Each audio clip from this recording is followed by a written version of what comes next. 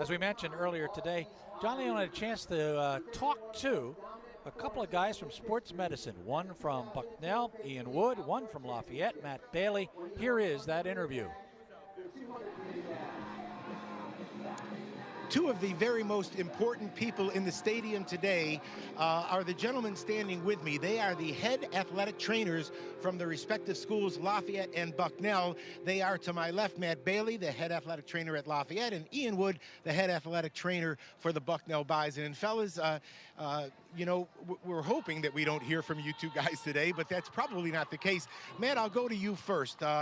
You've been at Lafayette for the better part of 27 years now, and things have changed a great deal. Talk about some of the nuances and how the industry has evolved. Well, it's come quite a long way over my career. I mean, we've come a long way from just being the skilled ankle tapers and knee bracers that we started out as. You know, it incorporates so much more of the total health of the total person now.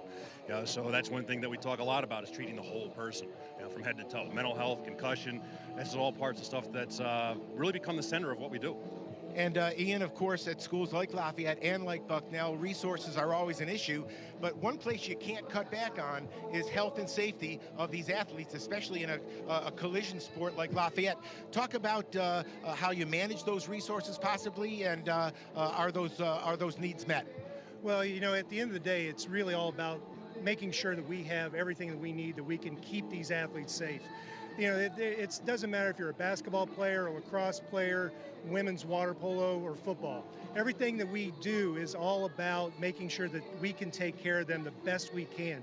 Some days we may not have the state-of-the-art x-ray machine in our place, but we have resources within our reach that are in town or the next town over through different associations and contracts that we're able to put together that really come and taking care of the whole athlete, like Matt was saying. Yeah, it's a fascinating field and something that has justifiably and deservedly received a lot of attention. You know, those of us who watch a lot of football hear the phrase tossed around a lot, oh, that player's in concussion protocol. And I bet 1 out of 100 people actually know what concussion protocol is. Matt, I'll go to you with it. What is concussion protocol? Well, that is a really good question because a lot of people don't really know the whole system behind it. You know, a few years ago, the NCAA actually mandated that all Division I institutions submit their concussion protocols for third-party validation. So it's independently audited and validated. So there's a lot of components to it. You know, it starts with baseline testing before all athletes first come in, and then it goes to post-injury evaluation, diagnosis of a concussion, and then their progression through it. One of the things that we've seen recently added to it has been the earlier addition or intervention of earlier activity. Because, you know, there was a time when we'd bubble wrap them and put them in a room and say, you know, let us know when you get better. And that wasn't healthy for anything. That didn't help anybody. So now the earlier addition of exercise at an earlier stage, once they become less symptomatic, and it is symptomatic driven, that's what when in protocol means, is how is their symptoms progressing, how is their activity level helping or not helping their symptoms to be alleviated, and then gradually getting them back to being return to learn, return to play. Interesting stuff. As you said, a lot more than taping ankles. You know, Ian, the other thing, like Lafayette, Bucknell has a lot of sports. I think we have 23. I think you have 23 or 24. Allocation of human resources. Sure. How do you spread yourself over 23 sports? And is there a ratio? Is there an industry accepted number? Well, we actually have 27, so you know we're even taking it a little further, and we really try to look at who is going to have the highest exposure to injury. Football, men's women's lacrosses, basketballs, you know, especially for their high-profile status. So we have to look at those, and we don't like to prioritize and say that any one sport is more important than another.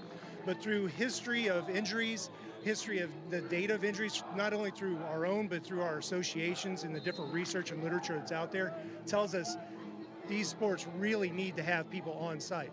Other sports, we can kind of take a little bit of a step back and have some general coverage. We can be in the area for some of them. But as much as we can, we try to give an athletic trainer per sport, but that's not always the case. We don't have a limitless supply of staff members to be able to do those things. So at the end of the day, we really look at who has the most exposure, there's the most risk, and we put people in those places to try and make sure that we have somebody there that can take care of business right away. Interesting stuff. One last question before we leave, fellas. You know, we've talked a lot about how this industry has changed. It's become modernized. Science is telling us so much. I'll ask each of you your experience in staying on the cutting edge, in-service kinds of programs, conferences. It's got to be very important these days to stay current. 100%. We have, as a league, we have once a year, we have a meeting where we all come together, we share knowledge, share experiences, and we try to see what's the next guy doing.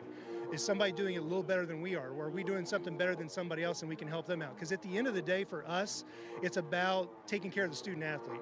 Wins and losses are great, but our main goal and objective is to make sure the student athlete stays healthy through their entire 4 years of participation.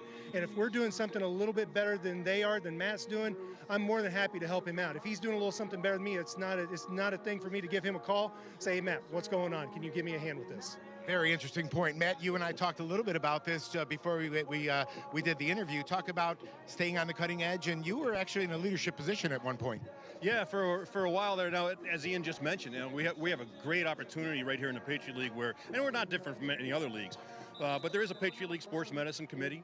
I chaired that for quite a number of years. We now have gotten into a situation where we're rotating the chairs, we rotated around institutions.